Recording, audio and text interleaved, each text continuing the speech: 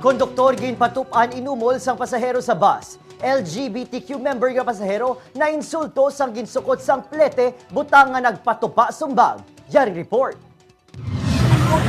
Basta-basta? Ha? Pamulad ko kasi mo? Ha?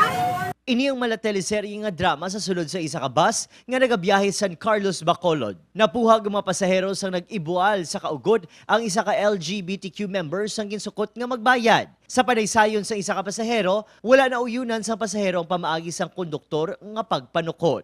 Apang depensa sang iban, ang LGBTQ member ang nagsugod sa komosyon. Ginlampusan sining konduktor. Sang wala na makapugong, ginhanaan ini nga sumbagon apang maskin pili nga magpalagyo agud hindi na magdako pa ang gamo.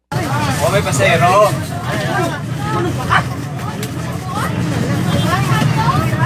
Sa ulihi, naglabot tanay man gid ang duha. Hungod nga nagpundo ang bus sa EB Magalona Police Station, agud mahusayan ang ginamo sa tunga sang pasahero kag konduktor. Sa viral nga video, nagpaabot sa nagkalain-laing nga opinyon ang mga netizen angot sa natabo. Upod si Reynald Castillo, Adrian Prietos. 1 Western Visayas.